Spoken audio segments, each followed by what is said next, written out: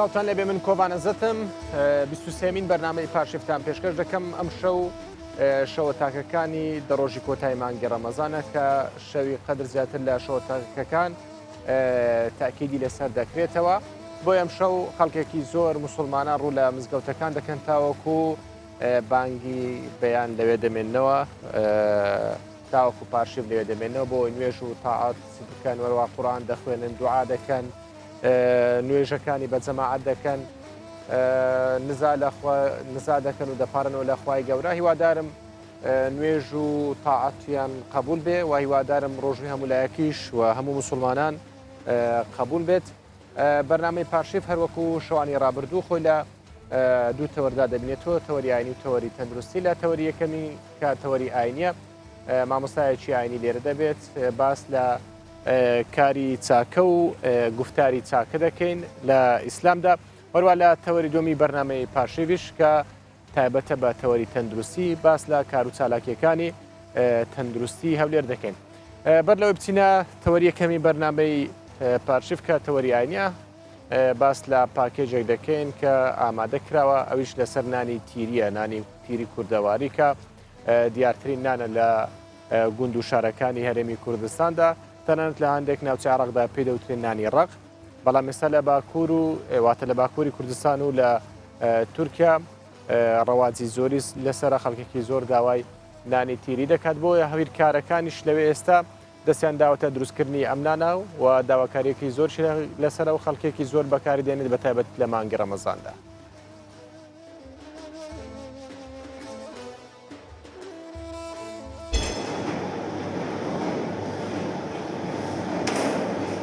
Em ji Ankara'yı Haymana'ya,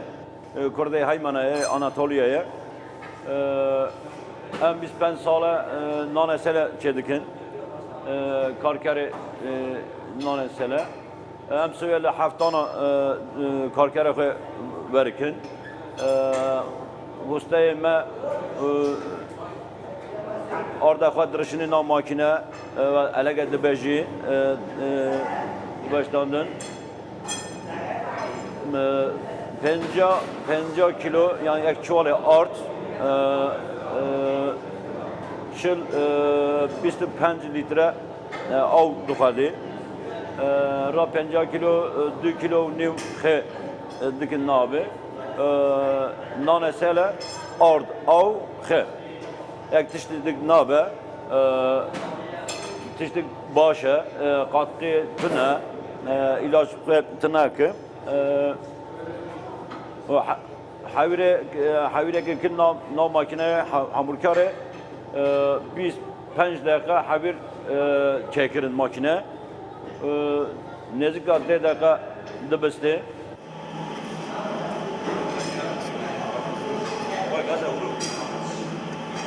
حاویر گردکن نزدیک 100 gram دیگه 6 آنجی کیلوی در کافی لکردستان و استانبول 5 tane کیلوی دکن لآمده ماردینه لإستانبوله لأنقره و آناتولیا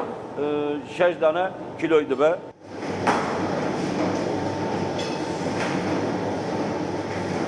بیشتر گریکا حاور 4 tane دنم بانیک دعج کنن 4 tane جبو ام usta حولی عجقاندن دوکدن واجن ناو ماکینه حولی چیک دکن usta که حولی لبان تزگاه مرمر دکن واجن بان نان سیل ساجه لبان ساجه دبارشندن دبارشندن نیو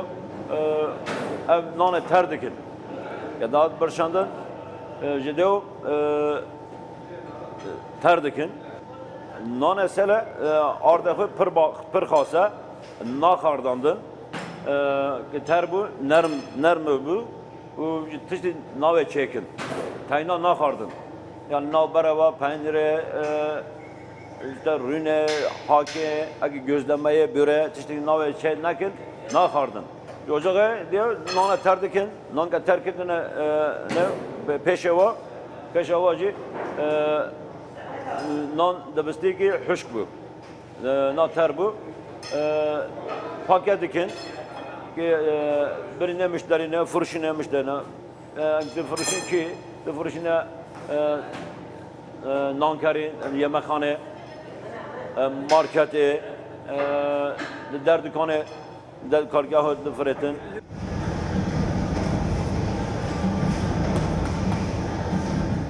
رمضان پر دیا فرتن رمضان کار ما پر باشه کار نان سلدی باشه همو برگ دکن سخارا برگ دکن یوقع نان سل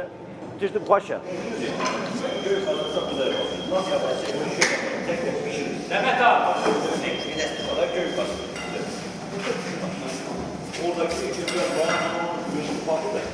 بەڵێ لە تەوەری یەکەمی بەرنامەی پاشیف مەلاد لشاد باڵاکی پێشنوێژ و تارخوێن لەگەڵم دەبێت باس لە گفتاری چاک و کردداری چاک دەکەین مامۆستا بەخێر بیت زۆر سپاس کاک قوربان لە ئاینی ئیسلامدا چۆن باس لە گفتاری چاک و کردداری چاک کراوە بسم الله الرحمن الرحيم الحمد لله والصلاة والسلام على رسول الله وعلى آله وأصحابه ومن والاه سرت هذا سخوشي لبو زنابت البوكن على كتان خواهی گەورە پاداشتان بداتەوە ئینشاءالله لە بۆ ڕێخستنی ئەم بەرنامەیە کە هەموو پاشیبێک لە خزمەت بینەراندا دەبن بۆ پێشکەشکردنی ئەڵقەیەکی ئاینی لە خزمەت ئاەتەکانی قورئانی پیرۆز و فەرمودەکانی پێغەمبەری خوا صلی الله عليه وسلم ئومێدەوارم ئینشاءالله دوای ڕەمەزانیش ئەگەر بەرنامەیەکی ئاینی ئەگەر هەفتەی زارێکیش بی هەر ئینشاءالله بەرنامەی بە کوردیمان هەیە ویشت هەر ئاینیە ئینشاءالله دەستخۆشتان لێ دەکەین لەسەر چاکەکردن طبعا لە ئاینی پیرۆزی ئیسلامداوە لە پەیامی تەواوی پێغەمبەراندا کە خوای گەورە ڕەوانەی کردوون بۆ سەر زەوی پەیامی تەواوی پێغەمبەران و پەیامی تەواوی ئاینە ئاسمانەکان چاکە و چاکە خوازی بووە ئەوە بووکەوە چاکە ئەنجام بدەن و لە خراپە دوور بکەونەوە وەک خوای گەورە لە قورئانی پیرۆزدا دەفەرمێ لا يستوي أصحاب النار وأصحاب الجنة ئەهلی ئاگر یاخود ئینسانی خراپ لەگەڵ ئینسانی ئەهلی باش لەگەڵ ئینسانی چاک وەکو یەکوانین یعنی بە هیچ شێوەیەک یەکسان نییە وەکو یەک نییە ئینسانێک کاتێک کە چاکە دەکات لە ژیانی خۆیدا و کاتێک کە خراپە دەکات اینجا کاتێک کە ئێمە دەڵێن چاکە بپێ ئاەتەکانی قورئان چاکەکردن بەمانە فراوانەکەی چاکەکردن واتە هەموو کار و کردەوەیەک کە ئینسان خزمەت بەخۆی بکە بە خاک و وڵات و نیشتیمانی بکە بە ماڵ و منداڵ و خزم و کەس و دۆست و ناسیاوەکانی خۆی بکە حتا خزمەت بە ژینگە و هەوا و دار و بەرد بکە هەر هەمووی دەچیتە چوارچێوەی چاکەکردن و دەچیتە چوارچێوەی کاری باش و ئەو کارانەی کە ئەو ئینسانە پاداشتی لەسەر کاتانی ئیسلام تاکید لەسەر کاری چاکە و گفتاری چاکە دەکاتەوە باشە چەند زۆر کردداری چاکمان هەیە لە ئاینی ئیسلامدا لە ئاینی پیرۆزی ئیسلامدا هەر کار و کردەوەیەک کە باشبی سوودی هەبی لە بۆ خودی ئەو کەسی کە چاکە ئەنجام دەدا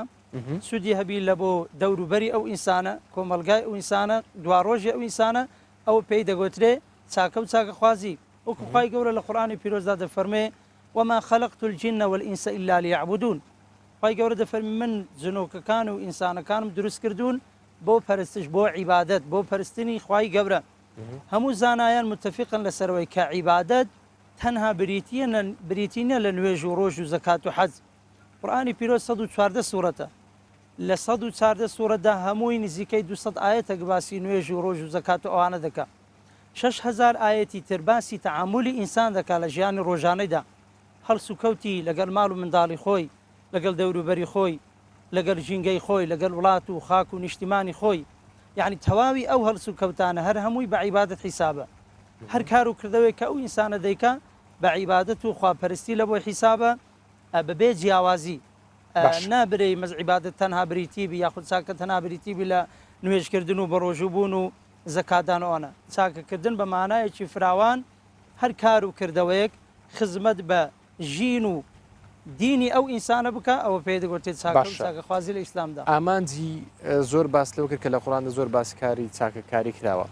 کەواتە ئامانجی ڕەوانەکردنی پێغەمبەران لەلایەن خودای گەورەوە بۆ مرۆڤەکان چی بووە پەیامی پێغەمبەران کە خوای گەورە ڕەوانەی کردوون وەکو باسمان کرد تەواوی پێغەمبەران پەیامیان ئەوە بووە کە خەڵک یەک لە پەیامەکانیان ئەوە بۆ خەڵک لە بتپەرستی لە مرۆڤپەرستی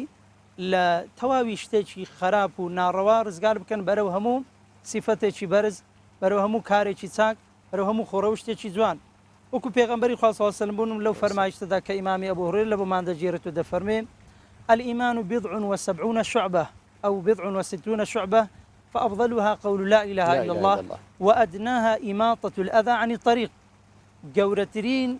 ركنا كان جورترين باش كان إيمان كإيمان بريتيا لحفته وقصور باش ياخذ شصت وقصور باش بريتيا له شيء لا إله إلا الله يكتا برستي كإنسان تنا زادي الله بفرستي كم ترينيان إماطة الأذى عن الطريق لا بردني درجك بركدنوي تاسيك لێدانی جادەیەک خاوێنکردنەوەی شۆستەیەک هەموو ئەوانە پێدەگوتێت چاک و چاکە خوازی لە ئاینی پیرۆزی ئیسلامدا و بەشێکە لە ئاینی پیرۆزی ئیسلام بەشێکە لە ئیمان و بیر و باوەڕی ئەو ئینسانە کاتێک کە ئەم چاکەی ئەنجام باشە مامۆستا کردداری چاکە تەنها مسلمانان دەگرێتەوە یان کەسانی دیکەی غیرە مسلمانیش دەگرێتەوە لە ئاینی پیرۆزی ئیسلامدا کە ئێمە داوامان لێکراوە چاکە بکەین چاکە بەمانایەکی فراوان خوای گەورە لە قورئانی پیرۆزدا دەفەرمێ وما أرسلناك إلا رحمة للعالمين أي محمد صلى الله عليه وسلم ئێمە کە تۆمان ڕەوانە کردووە هەدەف و ئامانزی سەرەکی لە ڕەوانەکردنی تۆ تەنها ئەوەی ببی بە ڕەحمەت لە بۆ هەموو بوونەوە پێغەمبەری خوا صلی الله علیه و سلم نەیفەرمووە خوای گەورە نەیفەرموو پێغەمبەری خوا صلی الله علیه و سلم تەنها بی بە ڕەحمەت لە بۆ عەرەبەکان یاخود لە بۆ ئافرەت یاخود لە بۆ پیاو یاخود لە بۆ منداڵ یاخود لە بۆ دەوڵەمەند للعالمین لە بۆ هەموو بوونەوەر کەواتە پێغەمبەری خوا و ئاینی پیرۆزی ئیسلام ڕەحمەتە و داوامان لێ دەکات چاکە بکەین بەرامبەر بە مسلمانان چاکە بکەین بەرامبەر حتا بە غەیرە دینەکان حتا بەرامبەر بە حەیوانات بەرامبەر بە گیانلەبەرەکانی تر وەکو لەو فەرمایشتانەی پێغەمبەر صلی الله علیه و سلم کە ئەو فەرمایشتەی پێغەمبەری خوا دەفەرمێ أحب الناس إلى الله تعالى أنفعهم للناس خۆشەویستترین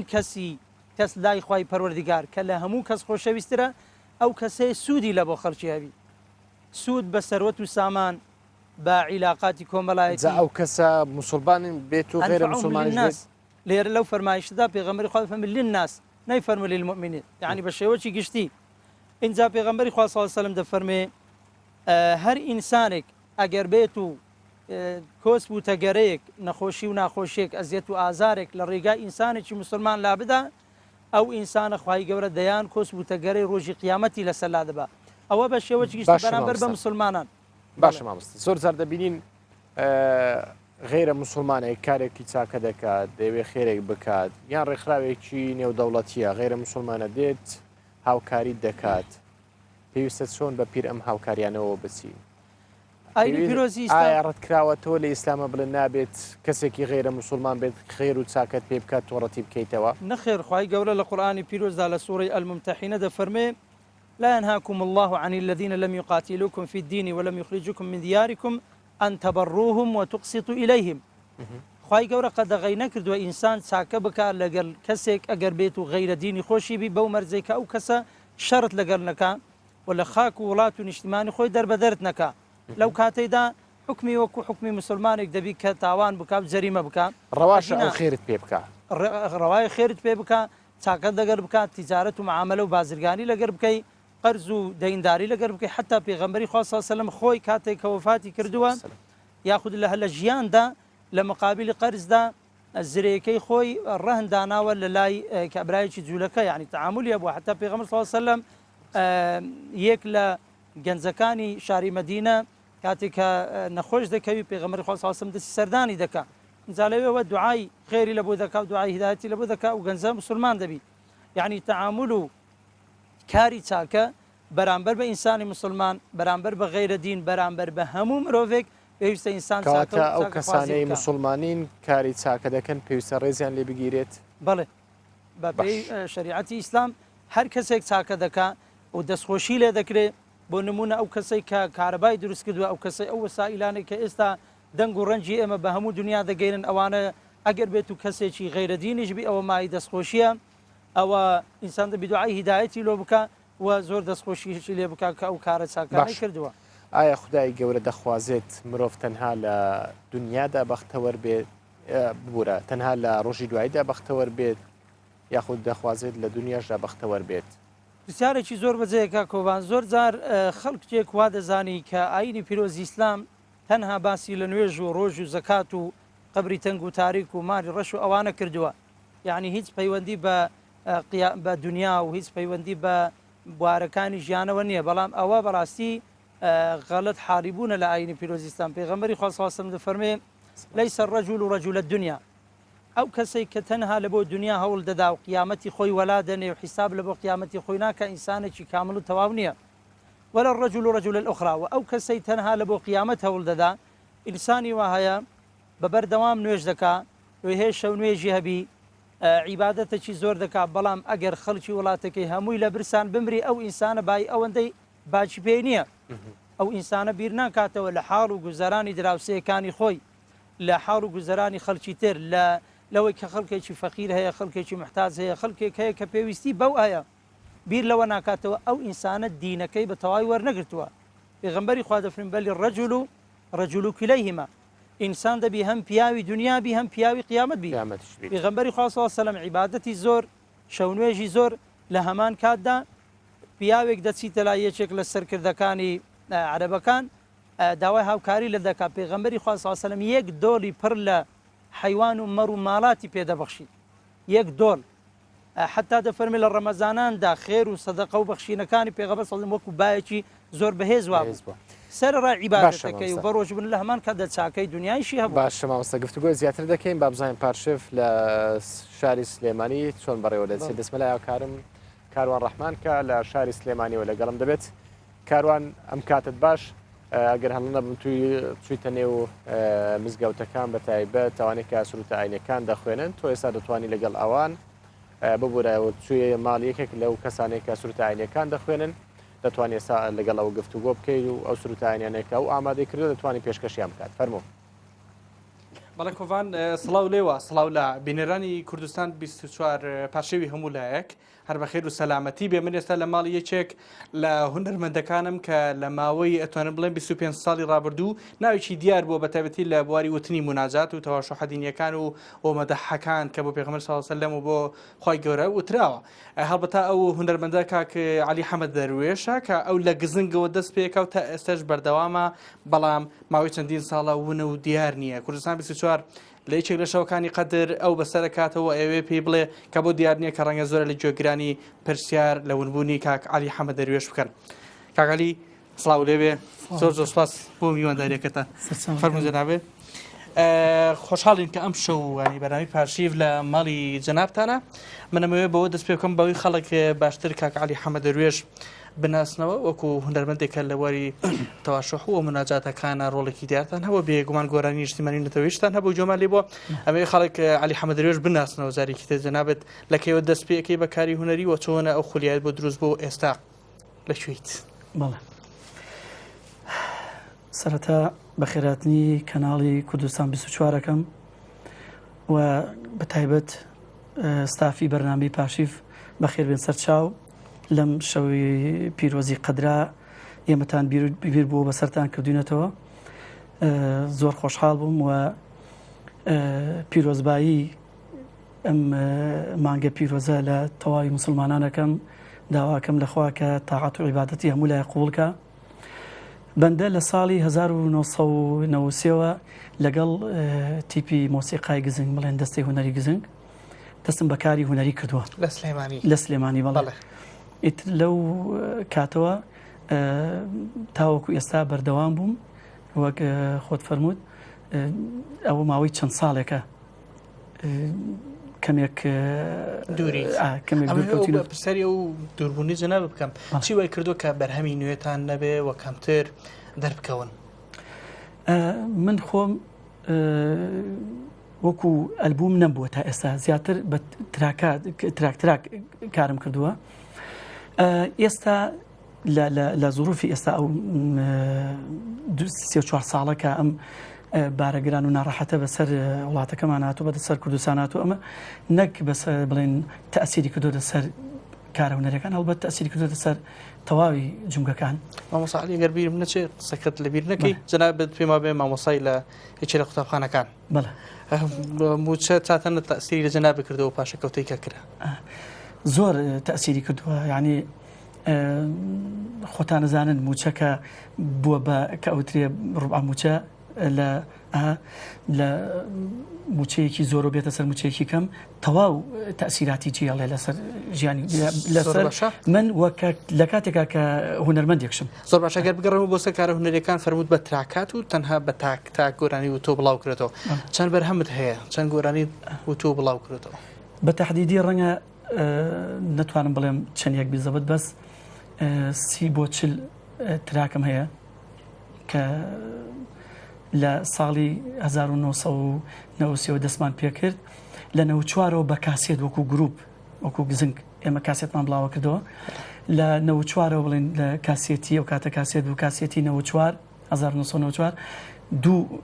تراکی منیتا بوو 95 بڵێن دوو تراکنەوە بڵێن بە کۆی گشتی مامۆستا چەند بەرهەمتان هەیە بۆی بچین گوێمان لە دەنگی جەنابی شەوێ 30 بۆ تقریبا 30 بۆ 40 تراکێکە بێت ماشەڵڵا ئینشەڵڵا هەر بەرهەمتان زیاد بێ و ئەم زروفێش تێپەڕێ بۆی جەنابێت کاری جوانتر بکەیت و گوێمان لێ بێ ئەمانوێ ئەگەر ئەو مایکە بەکار بهێنی و گوێمان لە یەکێک لەو سرودانە بێت کە جەنابێت لە ماوەی ڕابردوو وتوتە بڵم بپرسم شیعری چێیە و بۆ چێ وتراوە فەرموو شیعری ئەم گۆرانیە هی نالیە کاتێکە سەفرەکە بۆ مەکەی پیرۆز بۆ بەڵێ بەم بەستی بەجێهێنانی فەرزەی حەج لەوێ کە ئەچێتە مەکە و مەدینە ئەم شعری بۆ دێەوەی کە ڕووزەردی مەدینە و رووسیاهی مەکە خۆم دەرکرا و دەر بە دەریارب دەخیلی عفووی تۆم باوەدەنگی جەنابیشت جۆمە لێ بێ ئاوازەکەشی هەر ئی خۆمە بەسەر چاوت خۆش وەی کە ڕووزاردی مەدینە و ڕووسیاهی مەکە خۆم دەرکرا و دار بە دەریاڕەب دەخیلی عەفووی تۆم وەی کە ڕووزاردی مەدینە و ڕووسیاهی مەکە خۆم دەرکرا و دار بە دەریاڕەب دەخیلی عەفووی تۆم دەفتەری ئەعمالی من بێ قاترەیەکی ڕەحمەتت دەفتەری ئەعمالی من بێ قاترەیەکی ڕەحمەتت کەی بەستاد زەمزەم سیاهی نوختەیەکی لێ دەشۆم کەی بەساد زەمزەم سیاهی نوختەیەکی لێ دەشۆم لێم حرامە دانە و ئاوی حەماماتی حرام لێم حرامە دانە و ئاوی حەماماتی حرام من کە بازی دیدەبازم ناک شەوارەی دەستەمۆم من کە بازی دیدەبازم ناک شەوارەی دەستەمۆم یخوا دەنگت هەر خۆش بێ مامۆستا عەلی ماندوو نەبی و بەخێر بیتەوە ڕەنگە بۆ بینەرانی ئەو باسکەین کە ئەم جۆرە دەنگی جەنابێت کە ڕەنگە هەموو کەس ئەم دەنگ و تۆنەی نەبێت وای شکل بێت کە خەڵکێکی زیاتر حەزکان گوێ لە دەنگی جەناب بکرێن ئەمە نەبێ بە ڕیکلام بەڵام حقیقەتێک کەمن گوێم لێیە مامۆستا عەلی ئەمەوێ بپرسم پرۆژەی ئایندەتان چییە بەڕاستی ئایا تا چەند هەوڵتان ناوە بۆی بەرهەمی ترتان هەبێ و دواتر ژە پرسم تا چەند وەکو هونەرمەندان کە لە بواری تەواشوح و مناجاتە ئیشتان کردو کۆ ببنەوە بە یەکەوە گروپێک دروست بکەن سەرەتا مێ بزانم بەرهەمی نوێتان چیەوە کارتان بۆ بەرهەمی ئایندە چییە بێ بەڵێ وەڵا بەرنامەم و بۆ ئایندە ئەگەر خوای گەورە ئاسانی بکە هەژنۆ تراکێک کە لە سیدیەکە کۆ بێتەوە هەوڵم داوە بەس تا ئێستا کەس بەڵێنی هاوکاری نەیە کەس بڵێنەکە هەڵبەت ناڵم ئەم زروفە زیاتر تەسیری لەسەر ئەو کارەکە دەگەین هەوڵ ناوە لە ڕێی زمان و کۆمپانیەکانوانی سپۆنسەر دروست بکەیت یان سپۆنسەر بکەن وەڵڵاهی ئەوە ئێستاژەر ئەوانش کە ئەو مۆزوعیان لا تەرحەکەی بە هەمان شێوە ڕۆژگارەکە باسی گرفتەکەیەکەن باسی ئەم شێشەی مادیان بەڵێ کێشە مادیەکەن تاسن لەگەڵ هونەرمەندانی ترکە لە سلێمانی لە هەولێر لە کەرکوک لە هەڵەبجە زۆر هەن لە دهۆک هەڵتان ناوە گروپێک دروست بکەن وەکو هونەرمەندان کە لە وارە ئیشەکەن بەڵێ وڵا هەوڵێکەیە کە ئەو هونەرمەندانە چ لە سلێمانی و لە تەواوی شارەکانی کوردستان ئەگەر خوا ئاسانی کات هەوڵێگەیە لە گروپێکە جەمبین ئیتر ئەو هەوڵە کەی بەدەستێ کەی ئەنجامی ئەبێ و ئەگەر خوا حەسکە هونەرمەندەکان هەمومان پێکەوە کاتەکە ئەتوانم بڵێم ئیشی جوانتر و باشتر ئەتوانی پێشکەشی علیبال و دەرفەتێکە هەمانە ئەنی جۆمە لە دەنگی جەناب بێ بە پەرهەمیشی تر ئەگەر ئیشمان بۆ باسکێت و مایکەکە بەکاربێنی سوپاس یەکەم فەرموو جۆمە لە دەنگی جەناب بێ هەڵبەت لەسەر داواکاری بەڕێزی خۆت گۆرانی شاری سلێمانی زۆر سپاس هەڵەتە جەناب گۆرانی نیشتیمانی نەتەوەی زۆر حەزمان کرد هەم جۆمە لە شتێکی دینی و نەتەوەیش بێ بەڵێ ڕاست ئەم ئاوازی حەسەن زیرەکە ئەو بە کرماشان ئێڵێ شاری خۆیەتی ئێوە ئیتر سلێمانی لە حەقی خۆیەتی بەڵێ ئاوازەکەم نەشیوان و هەڵبەت کەلیماتەکانم گۆڕیوە ئەویش لە خۆشەویستیم بۆ شارە خۆشەویستەکەی سلێمانی بەڵێ سلەیمانی شاری شیرینم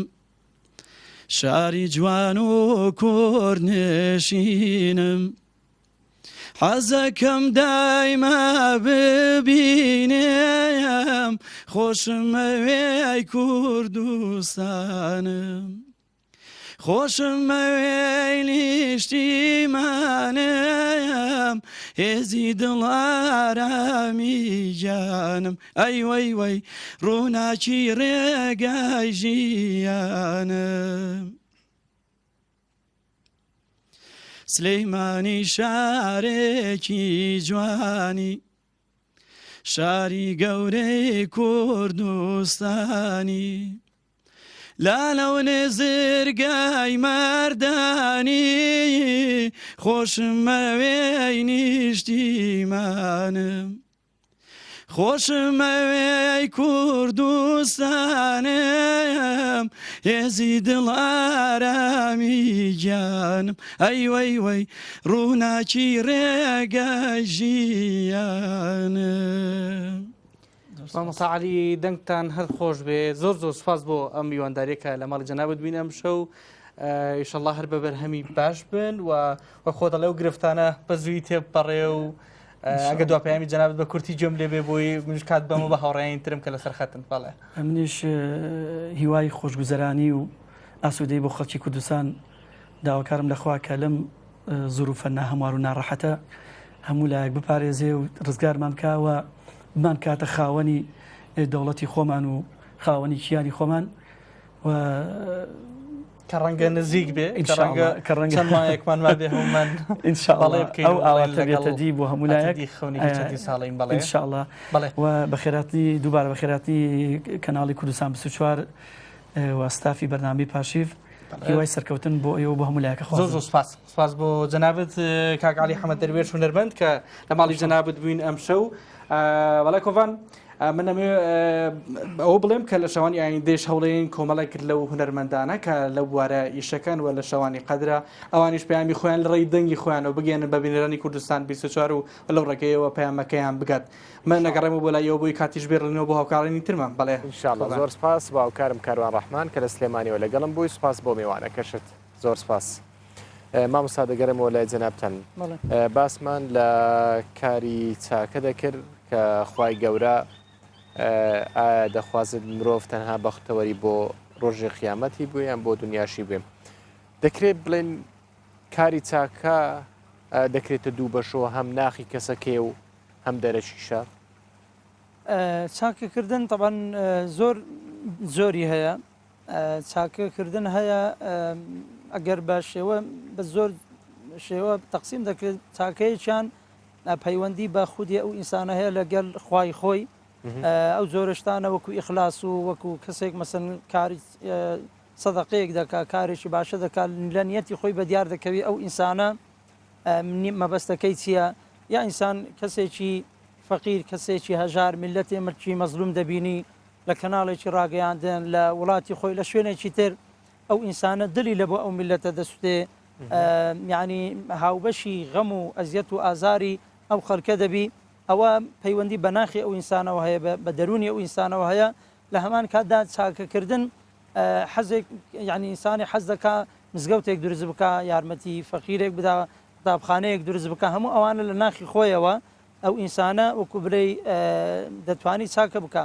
چاکەیەکی دی پەیوەندی بە کار و کردەوەکانی ئێمەوەیە ژیانی ڕۆژانەی خۆمان تعاملی خۆمان تەواوی هەڵس و کەوتەکانمان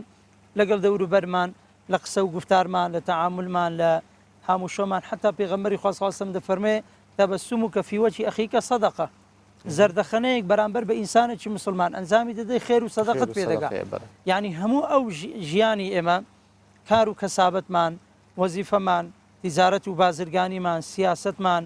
هەموو ئەو کردەوانە ئەگەر وجدانی خۆمان مرتاع بکەین و حیسابی دوا ڕۆژ و قیامەتی خۆمان بکەین هەر هەموو دەچیتە هەگبەی چاکەکانی ئێمە لە ڕۆژی قیامەتە پاداشتی لەسەر وەردەگرینەوە. باشە ئەی سوودەکانی چاکەکردن چییە؟ چاکەکردن تەبەن وەکو زۆر جار لە کوردەواریدا دەگوترێ یشکەری خۆت بە خۆشەویستی خەڵکی بە یعنی ئینسانێک کە چاکە دەکا ڕاستە خۆ دەبیتە خۆشەویستی خەڵکانی تر سوودەکانی چاکەکردن تەبەن بێ حیساب و بێژمارن بەپێی ئاەتەکانی قورئانی پیرۆز فەرمایشتەکانی پێغەمبەر صلی الله علیه و سلم لە هەمویان گرنگتر کە ئێمە ئیماندار زۆر حسابی لەبۆ دەکەن ئەویشان ئینسانی چاکە و ئەو کەسانی کە چاکە دەکەن ئەو کەسانی چاکە خوازن خۆشەویستی خوای گەورن وەکو خوای گەورە لە قورئانی پیرۆزدا دەفەرمێ ئین الله یحب المحسنین خوای گەورە چاکەکارانی خۆش دەوێت و ئین الله قریب من المحسنین خوای گەورە لەو کەسانە نزیکە کەوا چاکە دەکەن کەواتە خاڵی یەکەمین هەر کەسێک کە چاکە دەکا ئەو ئینسانە ڕەزامەندی خوای گەورە بەدەستهێناوە و دەبیتە خۆشەویستی خوای پەروەردگار. هەروە خاڵێکی تر لە سوودەکانی چاکەکردن ئێمە هەموو مرۆڤێک پێک هاتووە لە دوو بەش لایەنی جەستە لایەنی ڕوح لایەنی دەرەوەمان لایەنی جەستەمان جسمی خۆمان پێویستیمان بە جلوبەرگ و خاوێنکردنەوە و بەوە هەیە کەوا خۆمان پارێزین لە سەرما لە گەرما لە هەموو شتێکی کە زەرەر بەلاشەی ئێمە دەگەینی لە هەمان کاتدا ناخی ئێمە دەرونی ئێمە ویژدانی ئێمە ئەویشان بە هەمان شێوە پێویستی بە خۆراکە چۆن ئێمە پێویستمان بە خواردن و خواردنەوەیە لە بۆ بەردەوام بوون لە ژیاندا ئاوا پێویستیمان بە چاکە و چاکەخوازیە وەکو دەرمانی ڕوحی ئێمە باش وەکو خوای گەورە عفوان لە قورئانی پیرۆزدا دەفەرمێ ئەلا بذیکر الله تطمئن القلوب ئاگادار بن بە زیکر و یادی خوای گەورە بە نزیک بوونەوە لەخوا بە هەموو کار و کردەوەیکی چاک ئینسان دڵ و دەرونی ئاو دەخواتەوە و پێغەمبەری خوا صلی الله علیه و سلم کاتێک کە پرسیاری لێکرا لەبارەی چاکەکردنەوە ئایا چاکە چییە فەرمی البر مطمئنت إليه النفس ئەو چاکەکردن ئەوەی کە ئینسان دڵی ئاو پێدەخواتەوە کاتێک کە یارمەتی ئینسانێکی فەقیر و هەژار دەدەی کاتێک کە چاکەیەک دەکەی کاتێک کە قسەیەکی خێر لە بۆ کەسێک دەکەی چەندە دڵت خۆش دەبی کاتێک کە شوفێرێک بە ڕێگایەکدا دەڕوا ئینسانێکی اختیار ئینسانێکی بەتەمان ئافرەتێک کە منداڵی وردی لەگەڵەکە لەگەرە خۆی هاوکاریان دەکات یارمەتیان دەدا ئەو ئینسانە چەندە دڵی خۆش دەبی کەواتە چاکەکردن هەم ئەو ئینسانە دەبیتە خۆشەویستی خوای گەورە هەم دڵ و دەرونی ئینسان پێدەخواتەوە هەر کەسێک چاکە خواز دەمێت ئیمانی دامەزراوە خوای گەورە لە قورئانی پیرۆزدا دەفەرمێ والعصر خوای گەورە سوێن دەخوا بەکات یاخود هەندێک لە زانان دەفەرمێ بەستی پێنوێژی عەسرە جیاوازی هەیە لە نێوان زانایاندا دەفەرمێ ئین الئینسانە لەفی خسر هەموو ئینسانەکان لە خەسارەتمەندی و لە زەرەرمەندیدانە إلا الذين آمنوا وعملوا الصالحات تەنها ئەو کەسانە دەبن کەوا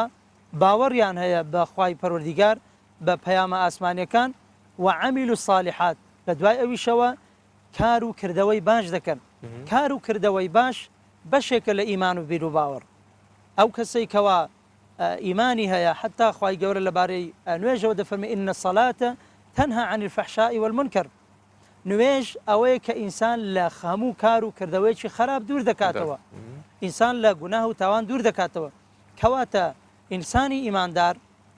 ئیمان و بیر و باوەڕ بەڕاستی لە دوای خۆیەوە ڕاستەوخۆ دەبی ئینسان وا لێ بکە کە ئەو ئینسانە ئینسانێکی چاک بی ئینسانێکی پاک بی ئینسانێکی ئەمین بی ئینسانێکی دڵ فراوان بی ئینسانێکی خێر و مەند و بەخشندە بی وەکو تەواوی ژیانی پێغەمبەر صلی الله علیه و سلم ژیانی سەحابەکان کە هەم عیبادەتیان هەبووە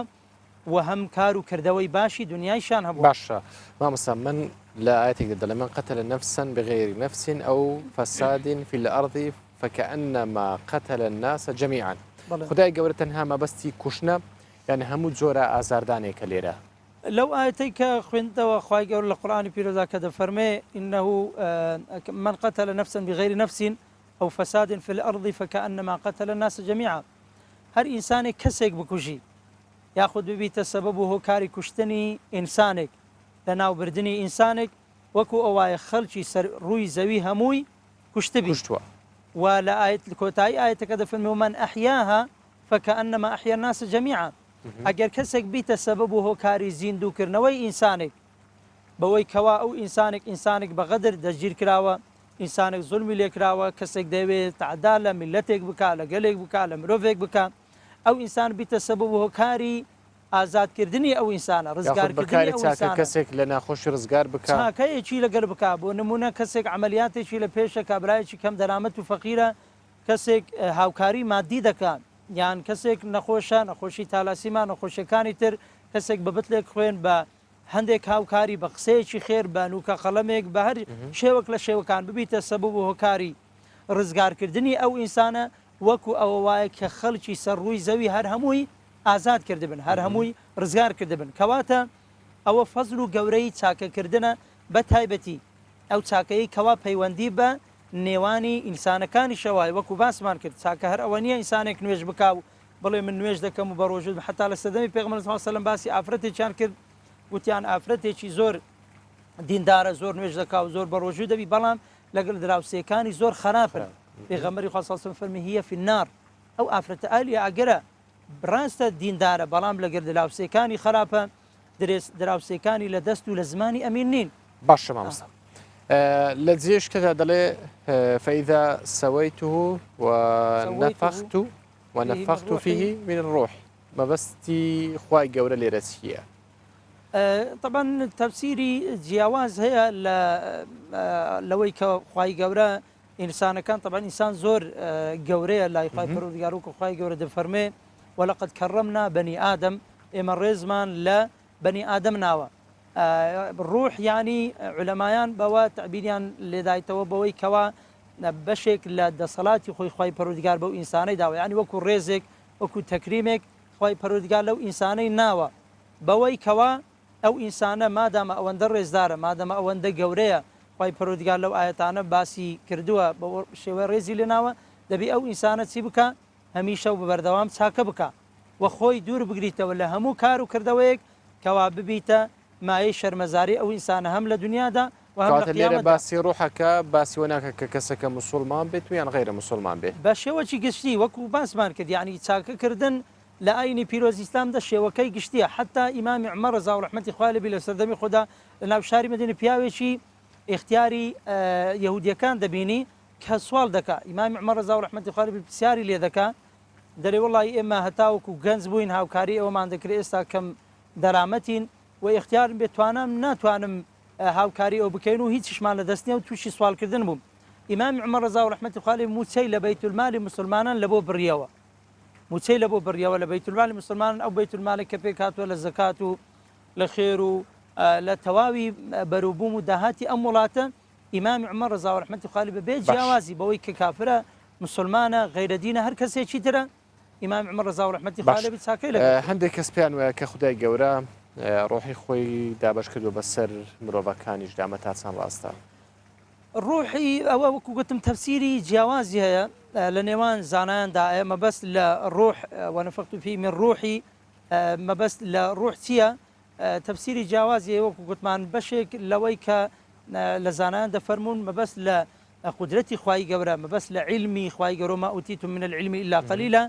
بەشێک لەوە خوای پەروەردگار بە ئینسانەکانی داوە وەکو فەزلێک و وەکو گەورەیەک لە بۆ ئینسانەکان و لە بۆ مرۆڤەکان. کاتە بەگشتی دەبێ ڕێز لە مرۆڤ بگیرێت، ڕێز لە مرۆڤ بگیرێ و چاکە بکە مرۆڤەکان خودی خۆیان و چاکە بکەن بەرامبەر بە هەموو مرۆڤێک بەبێ جیاوازی لە نێوان و حتا بەرامبەر بە دوژمنەکان. پێغەمبەری خوا صلی الله علیه و سلم کاتێک کە لە تائیف گەڕایەوە خەرکەکە بەردبارانیان کرد، خوێن بەلاشەی داهاتە خوارێ، حەزرەتی جیبریل داوای لە پێغەمبەر کرد صلی الله علیه و سلم خوای گەورە ئەمری کردووە ئەگەر داوا بکە بەوەی کەوا ئەو کافرانە لەناو بە ئەو خەڵکە لەناو بە عەزابیان بدا بەڵام پێغەمبەری خوا صلی الله علیه و سلم فەرمووی اللهم اهدی قومی فإنهم لا يعلمون خوای هیدایەتیان بدەی ئەو جا دوعای خێری لە بۆ کردن چاکەی لەگەرکردن هەروەها کاتێک کە فەتحی مەککە کرا کافرەکان کۆبوونەوە لە دوای ئەو هەموو دەربەدەری و ئەزیەت و ئازاری کە لە بۆ پێغەمبەر و سەحابەکانیان دابوو پێغەمبەری خوا صلی الله علیه و سلم هەمووی کۆکردنەوە فەرمووی ئێوە چ گومان بەرامبەر بە ئێمە دەبن ئایا دەتان کوژین سەرتان دەبڕین سەروەت و سامان و ماڵتان داگیر دەکەین گوتیان ئیبن کەریم و وەبن ئەخین کەریم وتیان برایەکی بەڕێزی و برای کەسێکی بەڕێزی بەم شێوەیە وەسفی پێغەمبەریان کرد پێغەمبەری خوا صلی الله علیه و سلم دوای ئەو هەموو گوناه و تاوان و خراپە و زوڵمەی کە بەرامبەریان کرابوو فەرمووی ئیذهبوا فأنتم الطلقاء بڕۆن هەر هەمووتان ئازاد بن باش يعني حسابی ئەوەی نەکرد کە حتا دوژمنەکانی حتا ئەو کەسانی کە خراپیان بەرامبەر کردووە هەمووی ئازادکردن ئەوەی باسمان کرد هەمووی باس لە کردداری چاکە بوو لە نێو ئاینی ئیسلامدا ئەی گفتاری چاک چۆن باس کراوە گفتاری چاچی بە هەمان شێوە دەکەویتە زمنی کار و کردەوەکانی ئینسان پێغەمبەری خوا صلی الله علیه و سلم دەفەرمی من کان یؤمن بالله واليوم الآخر فليقل خيرا أو ليصمت هەر ئینسانێک باوەڕی بەخوا و بە ڕۆژی دوایی هەبی یان دەبی قسەی خێر بکە یان عیلاجەکەی ئەوەی خۆی بێدەنگ بکە زۆر کەسی وایە دەڵێ وەڵای من ناتوانم قسە نەکەم من لە مەجلیسێک بووم ناتوانم یعنی ئەو ئینسان ئەگەر قسەکانی خێر بن ئەگەر قسەکانی باش بن ئەگەر قسەکانی بەسوود بن شتێکی پیرۆز و باشە بەڵام ئەگەر قسەی باشی نەزانی دەتوانی خۆی بێدەنگ بکە وەکو شاعر دەڵێ احفظ لسانك أيها الإنسان لا يلدغنك إنه ثعبان ئەی بەنی ئادەم زمانی خۆت بگرە چونکە ئەو زمانە وەکو مار وایە مارێک ئەگەر بێت و لە ناو قەفەزێک بی ئەو ئینسان لەی سەلامەتە بەڵام ئەگەر باڕەڵای بکەی ئەو ئینسانە لە دەستی تووشی ئەزیەت و ئازار دەبی پێوە دەدا ئەو زمانە ئەگەر بێت و ئینسان نەیگری لەبەرەوە عولەمایان دەفەرمونون زمانی ئینسان لە نێوان دوو دیواردا سزن کراوە لە نێوان ددانەکانی لێوەکانی لۆ ئەوەی کە ئەو ئینسانە ئەگەر قسەیەکی خێر نەبی قسەیەکی باش نەبی ئەو قسەیە نەکا ئەگەر قسەیەکی باش بوو وەکو لە فەرمایشتی پێغەمبەری خوا داهاتوە صلی الله علیه و سلم دەفەرمێ هەموو بەیانیە کە ئینسان بەخەبەر دێ هەموو ئەعزایەکانی لاشەی ئینسان دەستەکانی چاوەکانی قاچەکانی هەمویان بە زمانی حاڵ داوا لە زمان دەکەن دەڵێن خۆت بپارێزە لە شتی ناڕەوا باش بە چونکە ئەگەر تۆ باش بی ئێمە هەمومان باش دەبێت ئەگەر بێت و تۆ خراپی ئێمە هەمومان خراپ دەبێت وەکو مزار لە کوردایدا دەگوترێ زمان بەڵای سرە فعلا زاری وایە بە قسەیەکی خێر ملەتێک ڕزگار دەبێت بە قسەیەکی خێر خەڵکێک سوود وەردەگری لە هەمان کاتدا قسەیەکی خراپ خیتابێکی خراپ بەرنامەیەکی خراپ ئەوەندە تەسیری لەسەر ئەو ئینسانە وەکو ئیمامی عەلی ڕەزا ڕەحمەتی خوا لەبێ عەفوەن دەفەرمێ جراحات السنان لها التيام جراحات السنان لها التيام ولا يلتام ما جرح اللسان کەسێک کە تیرێکی گولەیەک یان ڕمێکی بەردەکەوی لۆی هەیە ئەو برینە پڕ ببیتەوە ئەو ئینسانە چاک بیتەوە و هیچ مشکلەی نەمینی بەڵام برینی سرە زمانەکان کەسێک کە قسەیەک بەرامبەر بە کەسێک دەکات هەتا لە ژیاندامە ئەو ئینسانە لە یادی ناکە لەبەرەوە قسەی خێریش بە هەمان شێوە داخلی کارەوەی باش گفتگۆی زیاتر دەکەین هاوکارم ماڵە نەفسەن لەگەڵم دەبێت لە دهۆکەوە بابزانی پارشێف لە دهۆک چۆنە و بە تایبەتیش هاوکار ماڵە حوسێن چۆتە نێو یەکێک لە مزگەوتەکانی شاری دهۆکەوە ئاران ئەفشەف شەوا لەیلەتل قەدرە و شەڤێنتەکە بزانین خەلکێ دووکەی چاوەبەر بە مزگەفتان چونە بۆ نوێژ و خواندنا قورئانێ و هەروە دوعاکردنێ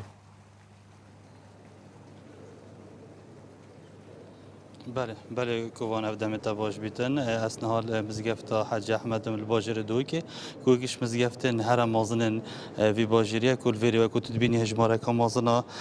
خلکی الوری کون با کل وری ذکر خودت کن بهنده کو او شوالیلت القدره کد وی شویدا شوکا هر پیروزل دف مسلمانا کو ایکش هر ده شوید دو ماهی رمضان کد و ده شوادا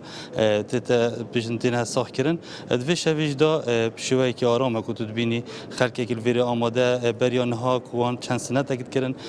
دومایی کاتن نکجی خلک که از باری مقصد مالت کردن ده برف پاشی وشتو پاشان ده وگرنه به مزگفته کلویری جاره کادی ذکر خود بکن تاکو رشد هلتن از بارم تاکو دمس بده ولی گلمش دا گوتار خوینو پیشنویجه و مزگفته ملا شوان حمودی گلم دا ولی ملا ام دست که بحث الهند بکن کو بیشین الباجر دوی که بشوی که آرام و بشوی که خوش و کشوی که آرام پروچتن جاری ده چاف نکه بو و آرامیال باجر ما نکدای بناو خود زور سپاسیاوت کین کو و زحمت کشای نهاتی نویره طبعا یا دیاره کو الحمد لله باجرت عراق همیا پتر و شیت کردستان جیش همیا مصر آرامیال باجر دهوکه یواجی فضل خود تعالی الحمد لله امن و امانت و راحتیه و پاشی دولت سر آسایش و پیشمرگی ام دعاش خود تعالی گین خود تعالی وان ثابت کرد و مکم کرد السنگرا و آسایش ما پتر هشیاری بدات ان شاء الله تشیار ان شاء الله خود تعالی پتر هشت هشیاری بدات لسر او جهودت او کو خوبه و توصين و زحمت او بنم دعاش خود تعالی گین خود تعالی توفیق و بدات ان شاء الله سدا نکه ملت کردی برف ازمونه مازن چی توجی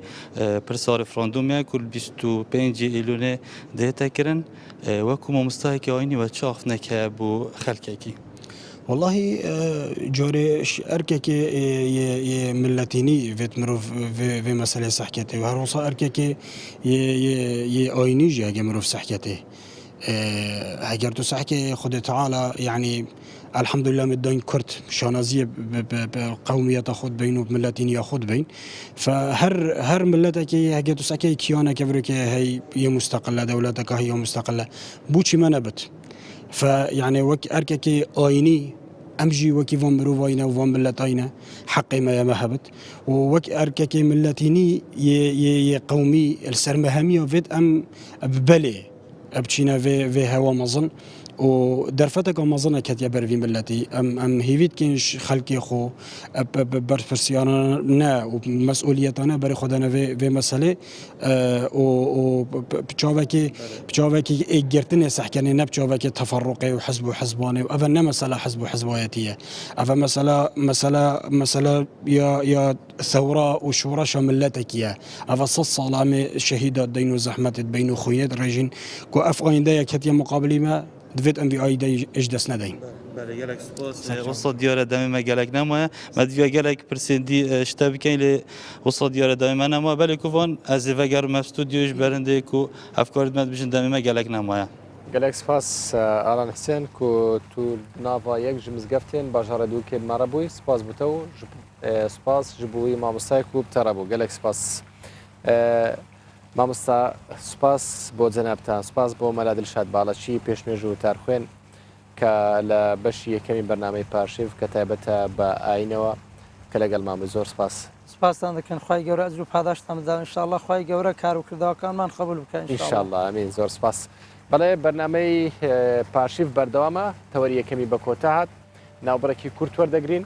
لە سەری کاتژمێرەوە تەوەری دووەمی بەرنامەی پارشیف دەکەینەوە کە تەوەری تەندروستیە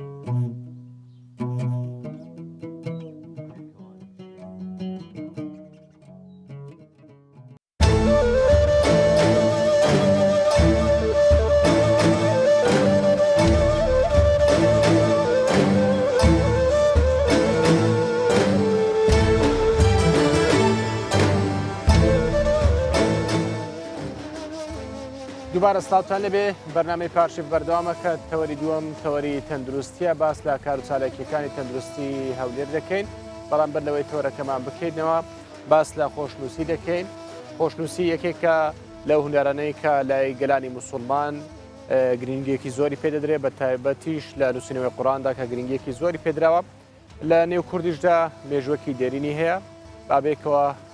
بینەر و بیسەریان فیچەرە بین.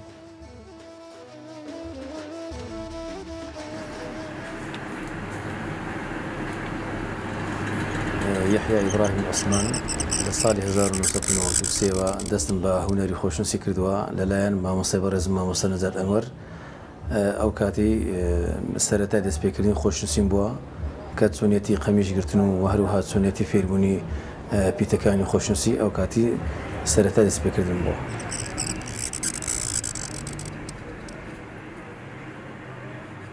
ئەو ماوەی کە من لەلای مامۆستا نەجات مامەوە ماوەی زۆر کەم بوو لەوانەیە 2 مانگێک کە سی مانگێک بوو لەلای مامەوە دواتر بەخۆم پەرم بە بوارەکەی خۆمدا.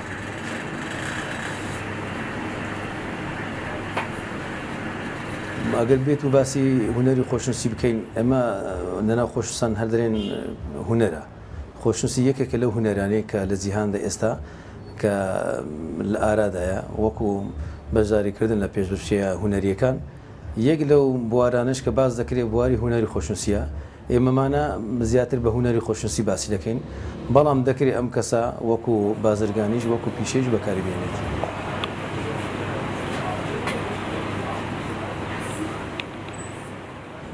وەکو گرنگی پێدان گرنگێکی زۆر باش بە هونەری خۆشنووسی دەدرێت لە کۆنەوە و تاوەکو ئێستاش لەبەرەوەی کارەکە کارێکی هونەریشە و هەروەها کارێکی دەگمەنیشە زۆر کەس نییە ئەو شارەزە لەم بوارە هەبێت کەسێک پێویستی بە نووسینێکی جوان هەیە دێتە لای خۆشنووس کە داوای لە خۆشنووسەکە دەکات نووسینەشی لۆ بنووسێت لەوانێ ئەو خۆشنووسە کاری و پیشەی ئەوە بی خۆشنووسی بێت لێرەدا هونەری خۆشنووسی لەگەڵ کە هونەریشە دەبیتە بوارێکی پیشەیش واتە تیجاری و بازرگانی.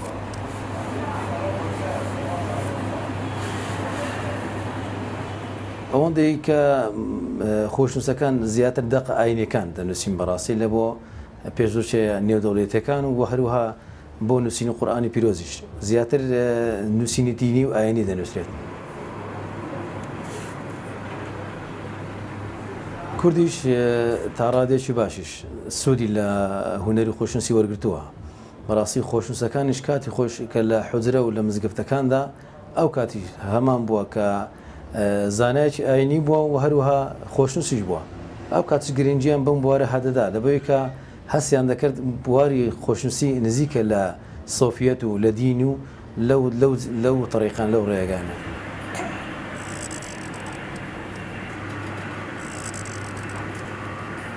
بۆ کوردواری خۆشمان زۆر بەڕاستی سوودیان لێ وەرگرتووە لە نووسینی ئەدەبیات و هەروەها فۆلکلۆر و ئەم هونەراوە کۆنەکان ئەو کاتی بە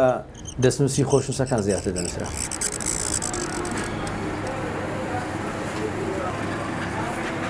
لەبەوەیەکی کە نەستە ژۆرێ خەرەباڵغی دروست نەبێت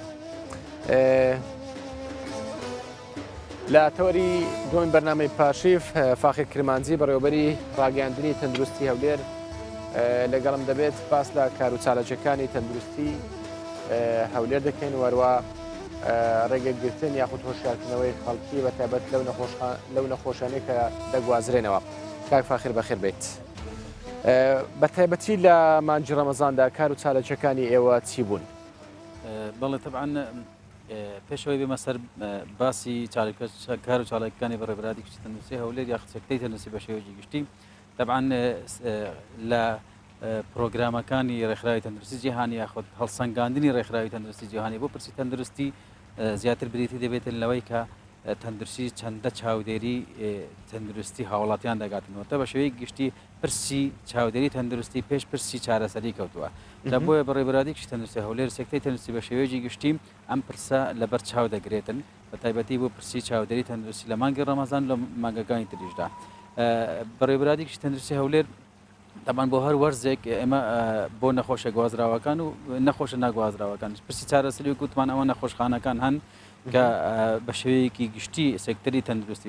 سێکتەری تەندروستی کەرتی حکومی وەکو هەموو فەرماگەکانی تر بە شێوەیەکی ئاسایی ئەوەی کە لە بەردەستێ لەو قەیرانەدا هەیە لەو بارودۆخەی کە لە هەرێمی کوردستاندا هەبووە تا ئێستا سێکتەری تەندروستی توانوویەتی بەسەر ئەم گرفتانەدا زاڵ ببێتن کە لە ڕووی لە هەرێمی کوردستان کردووە سەرڕای بوونی ئەو هەموو ئاوارێک لە هەرێمی کوردستاندا هەیە ئەو قەیرانەداراییە هەبووە با ئەوتان پێ بڵێم سێکتەری تەندروستی وەکو سێکتەرەکانی تر نییە وەستانی تێدا نییە لەبەر ئەوەی وەستانی تێدا نییە سێکتەرەکانی تر با بڵێن کارتەکانی تر تۆ دەتوانی کۆمەڵگە لەگەڵ ڕای پێداویستەکانی مرۆڤ بۆ پێداویستی بۆ نمونە پێداویستەکانی خۆشگوزەرانی ئەتوانی هەندێکی بگرێت بەڵام سێکتەری تەندروستی ناتوانێت تۆ ڕای بگری لەبەر ئەوەی سێکتەرێکە لە هەر بارودۆخدا بێ خەڵک پێویستی پێێتی خەڵک پێویستی ڕووی نەواتە کار و چالاکیەکانتان بەمان شوێ مانگەکانت کە بۆ و بەردەوام بوون باشە بە پێی ئەو زانیارن ئێوە کە لە بەشی ڕاگەاندنن نەخۆشێکی زۆر سەردانی نەخۆشخانەکانی کردو بە تایبەت فریاکەوتنەکان نەخۆشخانە فریاکەوتنەکان تەمان واجهەی تەندروستین بە شێوەیەکی گشتی ئەو نەخۆشخانەی کە لە دەستنووری پارێزگای هەولێر لە سنتەری پارێزگای هەولێر کەمە 4 نەخۆشخانەی سەرەکیمان هەیە کە فریاکەوتی ناوەند و فریاکەوتنی ڕۆژهەڵات و فریاکەوتنی ڕۆژئاوە و ئێمەرجنسین کە ئەمانە بە شێوەیەکی گشتی پێشوازی لە ناخۆش دەگەن ئەمانە ئەوکوتمان 24 کاتژمێرین ئەو نەخۆشخانە گشتیانش کە هەن ئەم بە شێوەیەکی گشتی ئەم ڕۆژانە بڵێن پزیشکان کارمەندانی تەندروستی پێشوازی لێ نەخۆشخانە دەکەن کە پێویستیان پێێتی هەموو ئەو نەخۆشخانەی کە کوتمان فریاکەوتن کە نەشەگەری تەمان تیاندا ئەنجام دەدرێت شەیەکی 24 کاتژمێری ئەو نەخۆشخانە گشتیانە نەخۆشخانە هەیە ڕۆژانە زیاتر لە 1000 نەخۆش ڕووی تێداکات بۆ نمونە نەخۆشخانەی منداڵان کە بەشی فریاکەوتنی تێدایە ڕۆژانە زیاتر لە 1400 منداڵ ڕووی لەو نەخۆشخانەیە دەکەن کە دەتوانین بڵێن لە سەداسیلیان دانیشتوانی پەناهەندە و ئەوارەکانی ناو هەرێمی کوردستانی کە لە شارەکانی تری عێراق و لە بەشەکانی درۆک و کوڵێن لە ڕۆژاوە هاتن ئەمانە وەکو پێشتریش ئاماژەمان پێ کرد ئەم سێکتەری تەندروستی بە شێوەیەکی گشتی یاخود بڵێن نەخۆشخانەکانی هەرێمی کوردستان بە تایبەتی شاری هەولێر ئەگەر هات باە هەر وڵاتێکرد بە پێم وایە هەر وڵاتێکرد بە بەو شێوە قەیران نابایە تووشی کارەساتێکی گەورە بوو لە ڕۆی تەندروستی ئێوە کێشەی بۆچی ئەمە دەڵێن طبعاً مەسەلەکە تەنها متمانین ئەمەگەڵەوە شەوەڵام بدەیتەوە ئێوە کێشەی کەمی پەرستار و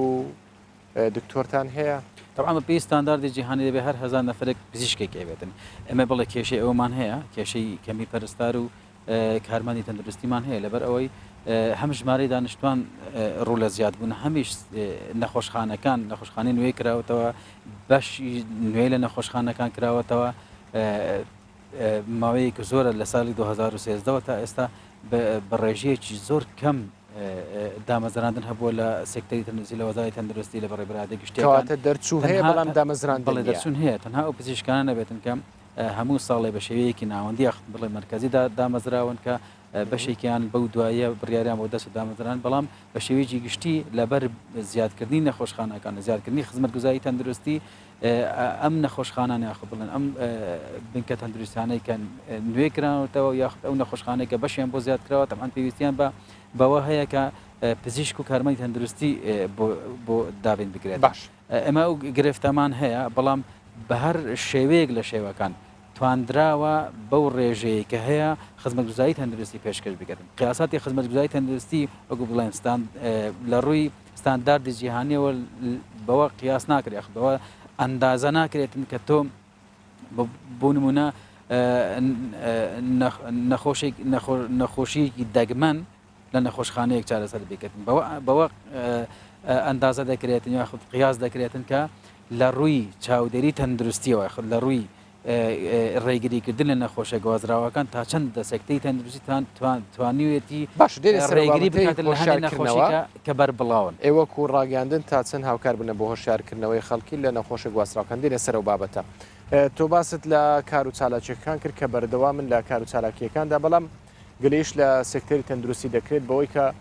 ئەوەندەی لە نەخۆشخانە ئەهلیەکان گرنگی بە نەخۆش دەدرێ ئەوەندە لە نەخۆشخانە حکومیەکان گرنگی بە نەخۆش نادرێت ئێوەکو ڕاگەاندن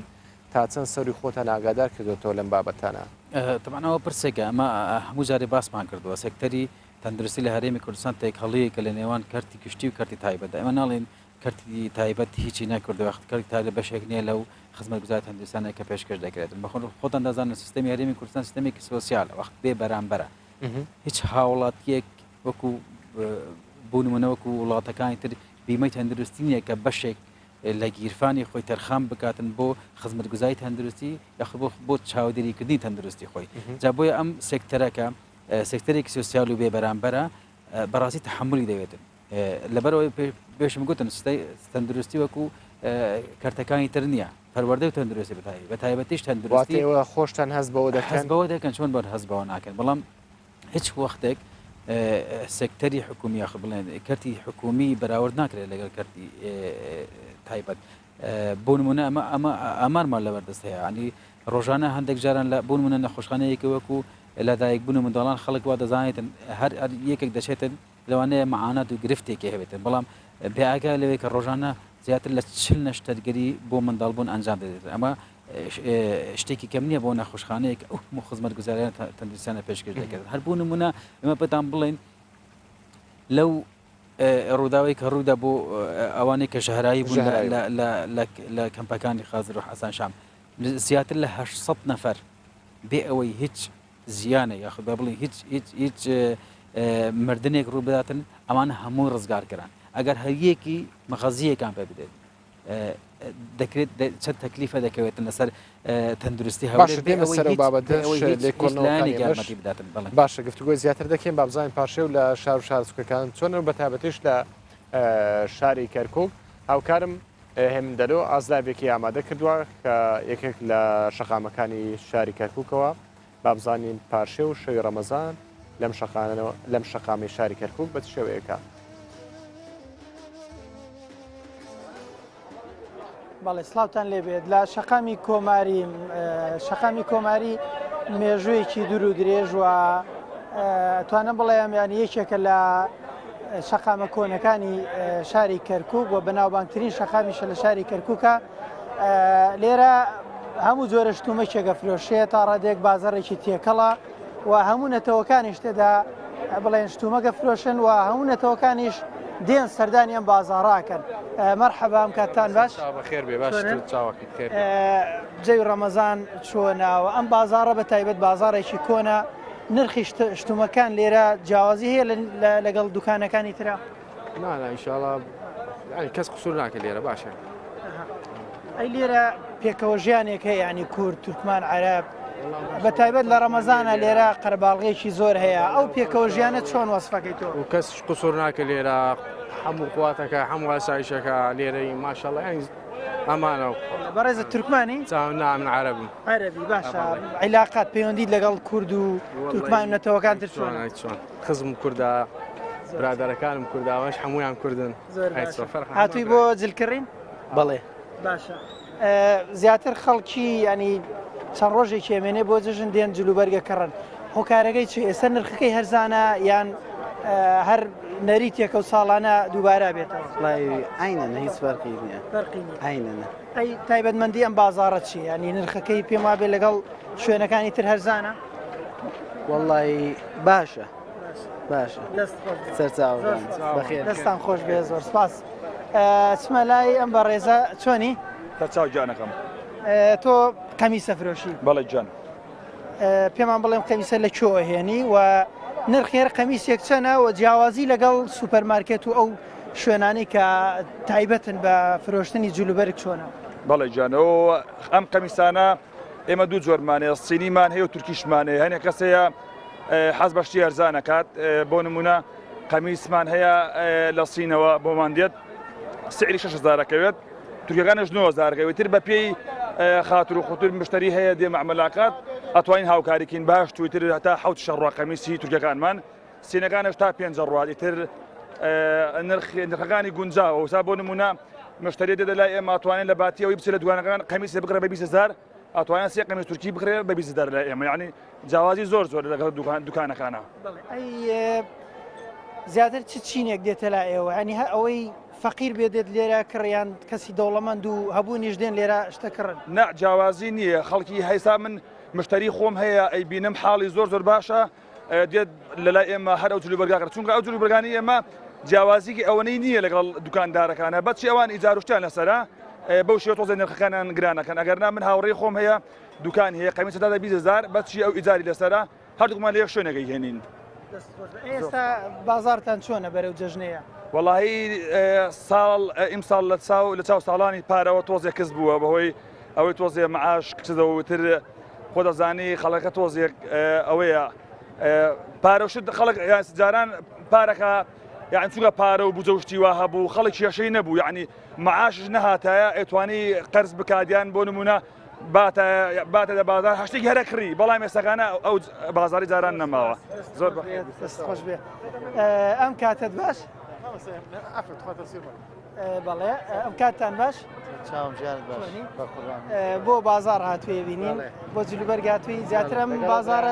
زیاترم بازارە جێگەی فرۆشتنی جلوبەرگانی وڵی جێگای جلوبەرگە ڕاستە لە حەسیرەکە جلوبەرجی لێ بەڵام ئەو برانم لەوێ بەدڵیان نەبوتیان باڕونە شارە جمهوری تایبەتمەندیم شەقامە چی ینی شەقامێکی کۆنە جمهوریە کۆنە باڵێ هەر هەموو کەس بەناوبانگی شارە جمهوری بەناوبانگ بووە ئەی ئیستا پێش دەژنەیە بینین ینی ڕێوشێنی توندی ئەمنی گیراوەتە بەر خەڵکێکی زۆر باشترەوە ئەمانترە لەبەرەوەی هەر دیعاەکەن لە نەمە لە وڵات تەقینەوە ئەمە لە وڵات تەقینە دوێنێ نامان و سارێ لە غەڕناتە بوونام لە حوزەیران بۆ گردیانە نەخوا بەزای بەشی ئەمنیەکان ئیشەکەن ئەگەر بێت و ئیش نەکەن ئێمەش ناوێرین بین بۆ بازار لەوەی بڕین بۆ سلێمانی بۆ جلکڕین سپاس دەکەم دەست خۆش بێت بەڵێ ئەمەوتەی هاوڵاتیان بوو ئەم شەقامەوە گوتم یەکێکە لە شەقامە دەرینەکانی شاری کەرکووک هەموو جۆرە تومەکێکی تێدا فرۆشێ بە تایبەت جلوبەرگ بە تایبەت چینی گەنجانیش دێنە ئێرە بۆ جلوبەرکەڕین و ئێستا بەرەو جەژنش دەچین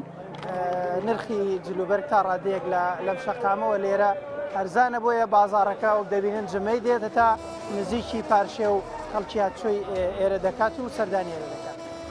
بەڵێ سپاس باوکارم هێمندەلۆ کە ئەم ئازدایبەت ئامادە کرد بۆ لەیەکێک لە شەقامەکانی شاری کەرکووکەوە زۆر سپاس. کاک فاخر زۆر جار گوێبیستیەوە دەبین کە لە نێوان ئەو پاسەوانانەی کە نەخۆشخانەکان دەکەن و لە نێوان کەسوکاری نەخۆشەوە کێشە و مەشاکل دروست دەبێ ئەمانە لە ئەنجامی چیەوە دروست دەبن بۆ کارەکەی چییە؟ ڕاستەکەت بێ بڵێن بەشێکی پەیوەندی بە سیستەمی تەندروستی و بەشێکی پەیوەندی بە هاوڵاتیەوە هەیە بەشێکی پەیوەندی بە و متمانەوە هەیە کە لە نێوان پزیشک و کارمەندی تەندروستی لە نێوان هاوڵاتیەوە هەیە ئەمە ڕاستیە کە ناتوانین بیشارینەوە لەبەرەوەی کە نەخۆش ڕوو لە نەخۆشخانە دەکاتن ئەبێ یەکسەر نەخۆشخانە وەریگرێتن هەموو ئەو پێویستیانەی کە پێش خزمەتگوزار تەندروستیانە پێشکەش بە نەخۆش دەکرێتن پێشکەشی بکرێتن هیچ پێویست بەوە ناکاتن کە هاوڵی نەخۆش کەسوکاری نەخۆش ڕوو لە ناو هۆڵەکانی خزمەتگوزاری تەندروستی بکرێتن بە تایبەتی لە فریاکەوتنەکان بەشێکیشی پەیوەندی بە کللتورەوە هەیە بەڕاستی کە یەکێک تووشی ڕووداوێک دەبێتن تاپان خزم و کەسوکارەکانی هەندێک جار لەبەر عیبا یاخود لەبەر ئەوەی کە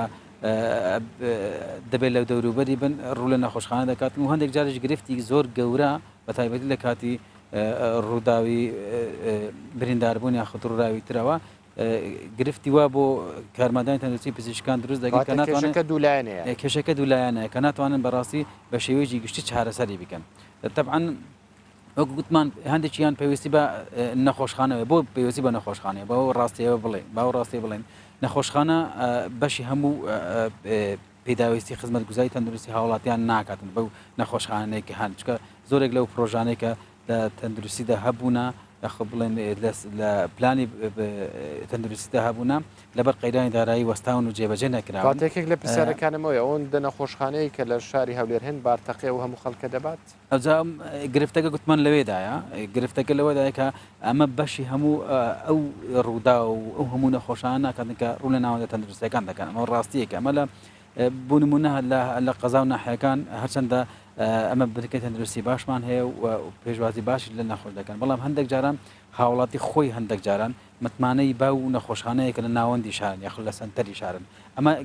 گرفتێکی تریش هەندێک جاران نەخۆش بۆ نەخۆشیەکی ینی بچووک ڕوو لە فریاکەوتن دەکاتن بەڵام هەندێک جارش بە هەڵە ڕوو لە فریاکەوتنەکان پێت وایە لەوانەیە هەڵەی ئەوانیش نەبێ ئەوان ئەو متمانیان نەبێت چونکە زۆر جار گوێ بیستیەوە دەبین ئەو قوتابیانەیە کە تازە تەخەڕوز دەکەن و تازە دادەمەزرێن ئەوانەی شارۆچکەکان و گوندەکانیان دەکەن واتە شارزایەکی ئەو تۆیان نییە پێتانوان نییە ئەو خەڵکەش ناحەق نییە بێتە نێو سنتەری شارەکانەوە مەرز نییە هەنی ئەوەنێک لە شوێنە دوورەکان بن هەموو ئەوانێک کە تازە دامەزراون هەربوو هەر ئەمە بەڵام لە ساڵی 2013 زارێمە دامەزرانمان هەن نەبوو بە تایبەتی بۆ کارمەندانی تەندروستی بەعکسەوە ئەوانەی لە دەوروبەرن شارەزایەکی باشیان پیدا کردووە ئەوە زۆریش ڕاهاتن بەڵام هەندێک جارم وەکو گوتمان نەخۆشخانەکان فریاکەوتنەکان بەشی ئەو هەموو نەخۆشانە ناکە بە تایبەتی ئەوانێ ڕوو لە بەڵام ئێمە بەچای خۆمان بینیوە پزیشکی مقیمە و لەوێ خەفەریات دەگرێت و پزیشکەکەیت کە لەوێ نییە ئەوەشمان بینیوە چۆن ینی لە نەخۆشخانەکاندا لە گوند و شارۆچکەکاندا ئەمە خۆتت دەزانێ مەسەن هەندێک نەخۆشخانە هەیە بە پێی پلانی با بڵێن دابش کراوە بینکەی تەندروستی ABC هەیە خزمەتگوزاری تەندروستی لە شوێن حەق نییە خزمەتگوزاری تەندروستی لە بنکەیەکە و بنکەیەکی جیازە هەندێک بنکەی تەندروستی سەرەکیەیەکە هەندێک خزمەتگوزاری تەندروستیدا هەیە لەوانەیە لە بنکەی تەندروستی نەبێتن هەندێک نەخۆش هەیە با بڵێن هەندێک نەخۆشی هەیە کە فریاگوزاری سەرەتایی چی پێویست ناکاتن تۆ بێ نەخۆشخانەیەکی فریاکە نەخۆشخانەی فریاکەوتن کە ئەو بە تایبەتی و نەخۆشخانە فریاکەوتنەی کە بەشی نەشتاریگەریان تێدا بۆ ئەو نەخۆشخانەیە ڕووداوی گەورەن یاخود ئەو نەخۆشانێکە پێویستیان بە ناشتاریگەری یاخود بە چاودێری شڕ و هەندێک جاران خزمەتگوزاری وردی تەندروستی هەیە جا بۆیە گوتمان بەشێکی کللتورە ئەوەی کە ڕوو لە نەخۆشخانە دەکاتن کە خەڵک کە سوکاری لەگەڵی هەندێک جاران گرفت بۆ ستاوی تەندروستی دەکات بەشێکیشی دەگەڕێتەوە بۆ کەمی ناوەندە تەندروستیەکە مەتابەتی فریاکەوتنەکان کەمە پێمان وا دەبێت زیاد بکرێتن و دەبێت بە پێی ئەو جوگرافیایی زۆربوونە یاخود بە پێی ژمارەی دانیشتوان کە ئێستا گوتمان لە شاری هەولێر لە سەتا چلی دانیشتوانەکەی زیادی کردێ بەهۆی ئاوارە و پەناهەندەکان ئەمانە پێویستیان بە خزمەتگوزاری تەندروستی هەیە هۆشیاری خەڵکتان کردوێتەوە دێنە سەر و بابەتشتە سەر و کێشە و مەشاکلانە بابزانین لە باکووری کوردستانیش پارشێف چۆنە هاوکارم سەدەقاران لە دیاربەکرەوە لە گەرم دەبێت سەدق شەف باش هەفکارن من دەبێژن تو چیە ناوا ماڵباتێکی دەژ بۆ پاشیوێ بابزان نەوەی ماڵباتێ چ خواردنێک حاضر کرێژ بۆی پاشی بێ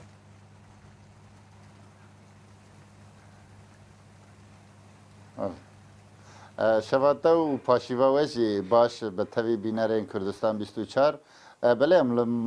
ماڵە زایت چیفت قرانن کو ئەو بخۆ بەڕاستی لە دیار بکرێ مرۆڤێکی ناوناسە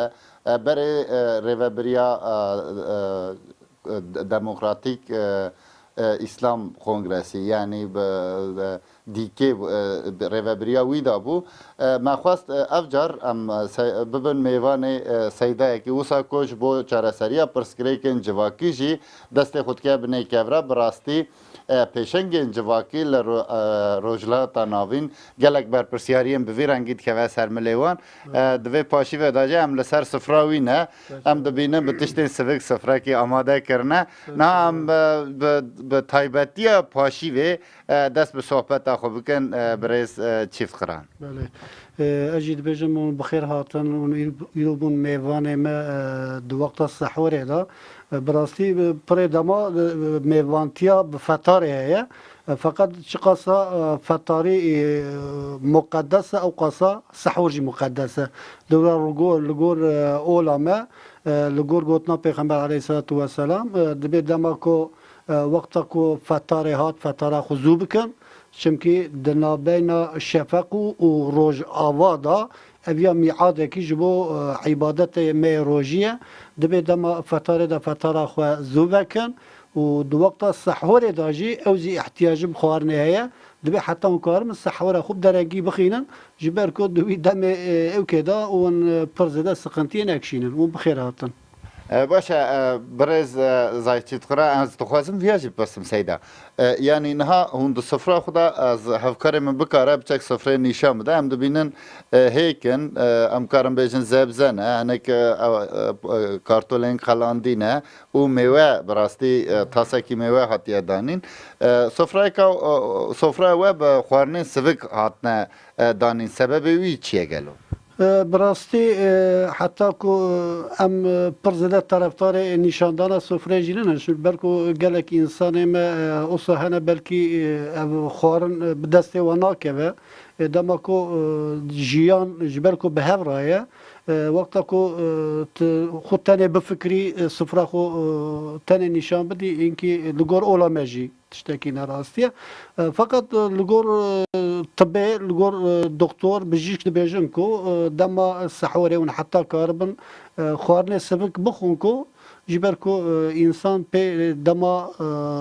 كو برو اك بجي برزيدا بي عاش نبا امزي ببراي قسمت رزقي خدا ابايا ما بابر خدانية إن شاء الله ما بهفرا ما بخون. باشه اما ورن تایبتیا و مهر مها رمضانه مها روزیه که قرآن جیت دان ناظر بیه جالیه دوا تربیه کردن نفسه دو مهدات تشتکی تایبت دیتن لسروی هون دخوازن چه مساج بدن دمها رمضان دا که هفته کی مایه ایدی امبر به جشن رمضان واد. أنا أزويات بيجم براستي بنا كوازي هاني زمان روجي أو جي أركان ديني مايا بأمر خدا تعالى بآيات بيروز قوتي أكو شوا أمتي بريوا روجي الواناتيا فارس كرني الوجهاتيا فارس كرني يعني دبردا حكمة وي آياتكو يعني كبرى برزورة ونشة أمتها بريا وجي هات بو فارس كرني تشتكي وقت كل أمتها بريا مجياتيا فارس كرني ما هيك سبقته يعني أبي أوكي وظيفة كي ما أجي أبا آيات بيروش خو فارس كرناوي أبي عبادته أم دكن يعني إنسان كي جشفقي حتى روج أوا خوش خوارن و خوارنه يعني لجور در و نيرتنا در و ظاهري كم بيجن بفي شكل فقط دمعنا خدا تمام اعضای خو تشتی نباشی بپارێزی ها ئەڤازی بیاد بێژم مثلا ئینسان وەقتا ku باشتی bike neku xasê bi maha Remezanê tenê nîne yani maha Remezanê sadece bir ibadet hem dikin fakat vekidine derbayê meha Remezanê jî birasî tiştê ku Xwedê Teala emir kiriye gerem bikin tiştê ku gotiya xwe jê dûr bikin gerem xwe dûr bikin. Mesela Ramazan'ı bu kurtası az bir bejim. Birasti Ramazan şu gotne ki Arabiye yani ku günah insana şevtine. Yani evkeki tabiri ki manavi eviyaya. Devirde insan ku khuzan be birasti vakta ku bu gotna Xwedê Teala jî dibe tamamı ibadeta Xweda pîvane kiliye daniye. Yani miktareki jêra daniye fakat rojî mukafat evi be pîvane. Xweda dibêje ebdê min ji bo min re xwe tî û birçî dêle mukafata yê ancak ez ê bidimekê bê pîvan. Yani wexta ku bê pîvan be divir de mukafatekî gelek mezin tidaye. Ji maha Remezanê ku bîna ku we hanî ziman ku têda maha Remezanê ku Qur'ana pîroz nazir bî ev ya jî ji ayetê derdikeve ku Xwedayê Teala dibe inna enzelnahu fî leyletil qadrî yani berjerbûna vî evkê vî Qur'ana pîroz maha Remezanê da ye. Şeva Leyletul Kadrê jî ji Pêxember aleyhissalatu vesselam di ayetê de behs nayekirine kîja şeve fakat ji Pêxemberê Xweda pirsîne gotiye ev şeva ku qedrê wî bîna hezar mehiye ev ya çi şeve Pêxemberê Xweda gotiye di dehê dawiyê da ye. Dehê dawiyê da ye. Dîsa pirsîne gotiye em jî şeva bîst û sisê heye îja gotine dehê dawî kîja ro Pêxemberê Xweda gotiye di rojê ferda. Yani şeva bîst û yekê bîst û sisê bîst û heft bîst û ne îja Pêxember gotiye ê ku dixwaze ku rastê vî şevahanê were bira dehê dawî bira tevayê bike. Yani tevayî bira sağ bike, bira tevayî ibadet derbas bikin. İja îşevzî şeva bîst û sê înşallah Xwedê Teala kirbe qismetê me rastê me hatibe. Di vî şevê de em ê çi bikin, di vî şevê de duayê xwe em ê ji Xweda bixwazin ji bo şexsiyeta xwe re, ji bo malbata xwe re, ji bo welatê xwe re. Yani herkes yani dua çıkarsa ortak dua yapar bana o kasaz ya o kaviz mukafata izleder be. Yani bu ortak şey kirna jibo duayra je kemna be. Duay marwa kemna be. خدای خیراتجی مزم بکه و مالباتا تراجی هم سپاسیاتات کن که تا ایشف وقتی ما 24 کردستان 24 مکر میوان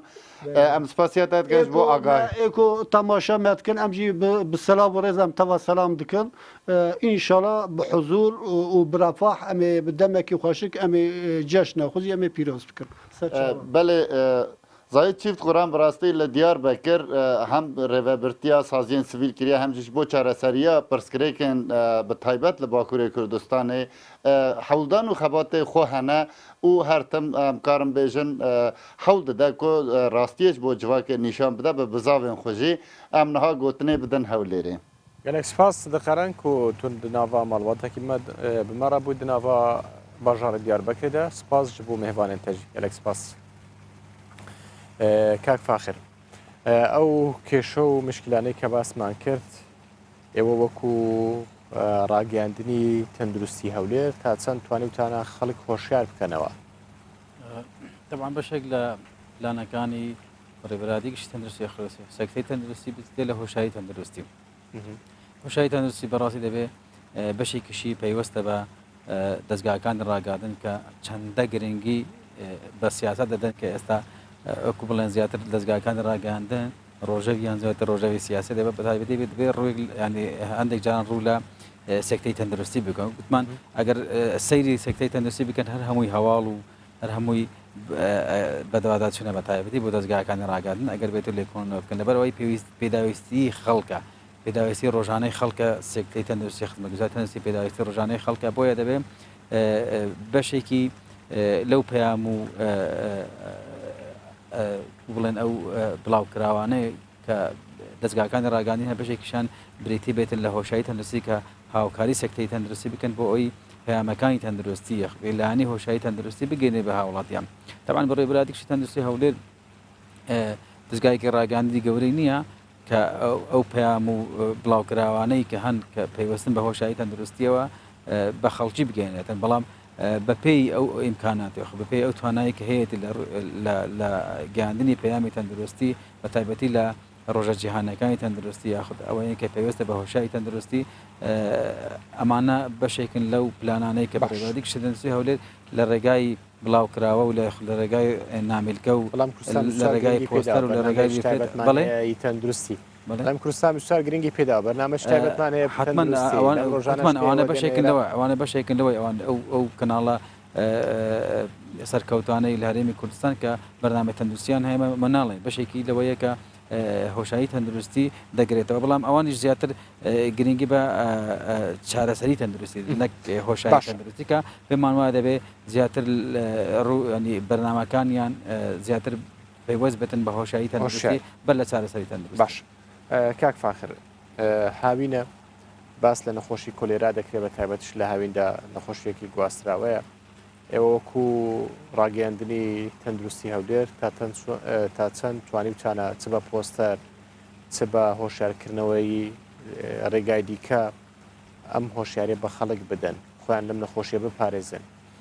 بەداخەوە نەخۆشی کولێرە زۆر جار لە هاوینان ئەم گرفتە دەبێتن نەخۆشی کولێرە وەکو ئێمە ئاگادارین نییە لە هەرێمی کوردستاندا تەنها دوو حاڵەت نەبێتن کە لە سەرەتای ئەو مانگای تۆمار کراوەنێکیان وابزانم لە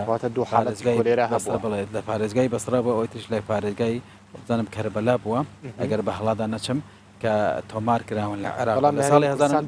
لە ساڵی 1984 نەخۆشی کولێرە لە عێراقدا نەبووە بەڵام بەداخەوە ئێستا بەهۆی شەپرزەیە خۆ بڵێن نەبوونی چاودێری تەندروستیەکی باش یاخود دۆخی عێراق بە شێوەیەکی گشتی ئەم دوو حاڵەتە ئەم ساڵ تۆمار کراوە جا هەر حاڵەتێک لە هەر پارێزگایەکی عێراق تۆمار بکرێتن مەترسی هەیەکە بۆ پارێزگایەکانی تریش بگوازێتەوە تەنانەت هەندێک جاران ئەگەر حاڵەتی کولێرە هەبێتن لەوانەیە یەکێک لە دانیشتوانی با بڵێن شارەکانی تری عێراقسەدانی هەرێمی کوردستان کرد هەڵگری ئەم بەکتریا بێتن هەڵگری نەخۆشی کولێرە بێت لەوانەیە مەترسی هەبێتن بۆ سەر دانیشتوانی هەرێمی کوردستان ئەگەر حاڵەتێکیش بێتن بۆیە لە هەموو ساڵێک لە سەرەتای وەرزی هاویندا طبعا دوو لیژنە هەیە لیژنەیەکی باڵا هەیە کە بە سەرپەرشتی پارێزگاری هەولێر ڕادەست بێتن لە هەموو هاوینان بە تایبەتی لە وەرزی گەرما دەکەم هەموو فەرمانگەکانی حکومی ئەوانەی کە پەیوەستن بە چاودێری تەندروستی یاخد ڕێگریکردن لە بڵاوبوونەوە ئەو نەخۆشیە کۆبوونەوەی فراوان ئەنجام دێتن ئەو ئیزراعات ئەو ڕێوشانێک کە پێیوەستن بۆ ڕێگریکردن لە نەخۆشیێک لێرە دەگرێتەوە ئەو شوێنانە چین ئێستا بە بینەر و بیسەری کوردستان دووسەراگەدار لە چی گوتمان دوو لیژنە هەیە وەکو لیژنەی ئەوە ئیزراعاتە ئیداریەکان لیژنەی باڵا هەیە کە گوتمان لە سەرعاتی پارێزگاکە وەزارەتی شارەوانی بە تایبەتی ئەو ئاوڕۆکان وەزارەتی کشتتوکاڵ و وەزارەتی تەندروستی و پۆلیس و ئەوانە هەمووی باشدار دەبن لە چۆنیەتی ئەو میکانزمانەی کە ڕێگری دەکەن لە بڵاوبوونەوەی نەخۆشێک لێرە ئەوانەی کە پەیوەستن ڕێگاکانی گواستنەوەی نەخۆشێک لێرە بە تایبەتی سەرچاوەکانی ئاو کە مەترسی هەرە سەرچین بۆ گواستنەوەی نەخۆشێک لێرە و ئەو سەوزەواتی وەخت بڵێن ئەو بەروو بوومە کشتتوکاڵانەی کە لە ڕێگای سەرچاوە پیسەکانی ئاوڕۆکانەوە ئاو دەرن ئەگە هات و سەرچاوەکانی ئاو بە تایبەتی ئەو بەروو بووم کشتێکاڵانە سەرچاوەکانی ئاویان پاک نەبێتن ئەمانش هۆکارێکن بۆ گواستنەوەی نەخۆشی کولێرە و ئەو شوێنە گشتەکان بە تایبەتی چێشخانەکان ئەوانەی کە سەوزە و میوە بەکاردێنن لە وەرزی هاویندا چاودێری تەندروستی بە شێوەیەکی سەرتر و کاراتر لە وەرزەکانی تر چاودێری شوێنە گشتەکان بکاتن چکە ئەگەری ئەوەی هەیە ئەم نەخۆشیە بە بڵێن لە ڕێگای ئەو سەرچاوانە بگوازرێتەوە ئەوەی کە پەیوەستی زیاتری شە بڵێن کاک فاخر کاتم زۆر نەماوە دوایین پرسیارم ئەگەر بە کورتی وەڵام دەیەوە سوپاس دەکەم. ڕووداوی ژەهراوی بوون ئەوەی کە لە کەمپی خازر و حەسەن شام ڕوویدا لێکۆڵنەوەکان بەکوێ گەیشتەگەر بە کورتی وەڵام دێتەوە سوپاس دەکەم. لێکۆڵنەوەکان هێشتا ماون ینی لە کۆنگرێک و ڕۆژنامانی ئینشاڵڵا بەم نزیەکانە دەرانجامەکەی ئاشکرا دەکەین بەڵام گوتمان هەندێک جار ئەو نمونانێک کە وەردەجێتەوە هەندێکیشیان پێویستی بە حاکم هەیە بەڕاستی دادوەر هەیە کە ئەو لێ کوڵانی یاخود ئەو سکاڵانەی کراون هەم تەندروستی کردوێتی هەمێش پێویستی بێ هەیەکەوان بڕیاری خۆیان بدەن وەزارەتی تەندروستی یاخ بڵێن بەڕێبەتی لە کۆنگرێک ڕۆژنامەدا دەرەنجامەوە بۆ ئاشکرا دەکات. زۆر سپاس بۆ فاخر کرمانجی بەڕێوەبەری ڕاگەاندنی تەندروستی هەولێر کە لە تەوەری دومی بەرنامەی پاشی بۆ لەگەڵمان بووی. زۆر سپاس. بەڵێ بەرنامەی پاشیف بە کۆتا هات هەردوو تەوەری ئاینی و تەوەری تەندروستی وەروە تۆڕی پەیامنێرانمان لە شار شارۆچکەکان وەرگرت و ئەوان پارشێکیان دەگواستەوە. هاوکارانم پاکێجێکیان لە دهۆکەوە ئامادە کردووە کە هۆڵی لەشجوانی ڕێژەیەکی زۆر لەم هۆڵانە لە شاری دهۆکەن بۆ تایبەتیش لە مانجی ڕەمەزاندا خەڵکی زۆر سەردانیان دەکەن بۆ ئەوەی ڕێکی لەشی خۆیان بپارێزێن.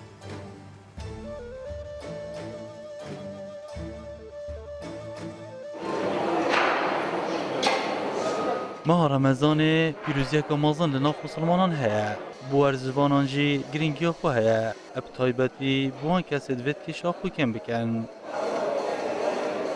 ئەت شەڤانی ڕەمەزانێدا خەلکێکی زۆر قەستەوەڵن لە جوانیەتکەن بۆ بێمەرەمێ. ڕەمەزان مەهەگە گەلە دەلیڤەوە تێدا هەی بوان کەسا ئەوێ دەبێن کێشا لەشێ خۆ نزمکەن چونکو مرۆڤ شێت سەیتەرێ سەر خۆگەتن و مرۆڤ زاڵی ناخۆتن بڕۆژ شەف ژیت مرۆڤ شێتم سەیتەرێ سەر خۆگەت زاڵێکی بخۆت یە سەحی ئانیە کێم کاربۆهیدرات نافدابن و شەف ژیت ڕۆیان خۆگەت سەعاتێکی ئانجی چێت بت شێتن بەری بانگیف سەعاتێکێکی بێتن بوان ئاوێت بێن کێشا خۆ دابەزینن بارابتر شەف بتر بتە خەبسە تشتی تەراویحە سەعات بێژی نەهۆنیڤێکی حتا یازدەکێ و gelek yarizan vê mehêda qesa golame kiriye û gelek de xafsa jî şev.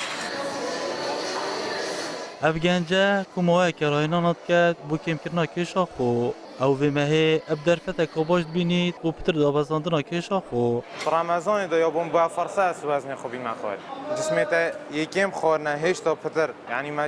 mecalê hey tu hêşta bîniya xwarê şwekî dîme heye dî. Destpêka 142 kîlo bûm. Min dest piryazê kir û rejîmê kir. Heta min eşya min 46-47 kîlo ji xwînayê xwar nû kes 96 kîlo me 95 kîlo. Kesanê qestevan holatken wasta diyar dikin. Gotmeha Remezanê da mirov pitirî her demekî dî yê pêtivî parçiş ye. Û encamdana rahînanan pişevê demekî gunca ye. Meha Remezanê derfetekê ku mirov xwe zeîf ye. Bes gelên jî dibîne gelek şirînê dîne xwarin, beqlaweye, şerbeteke gelek şekirat navdayî. بتقل وخارناشي نهي تو محتاجي كارديو كي بكاي اگه بجن حركه كي لواندنا كي بولا شخو بكاي دا او شيء نهي نبدا فوتك بتخليك بولا شمرو راستي فرا هر کسک پشتی تراویحا پشتی خارنه و گیت خود او خارنه میتسر معیدیوی دک ورزش بکد دا و دنیا تاوی و خارنه بچکی حل بکد دا بر معیدیوی بو صحتاوی دگل باشتر بد مامستاین آینی و نوشدار واسا دیارد کن که رمضان مها ساخلمیه و خلک اکجی بخوب درفت بینید که لش خورک بخید و شیان خوین لشی باشتر لب کرد جدو که آلان حسین کردستان 24 23مین بەرنامەی پاشیڤم پێشکەش کردن تا 24مین بەرنامەی پاشیڤ هەر لە خۆشی دابن.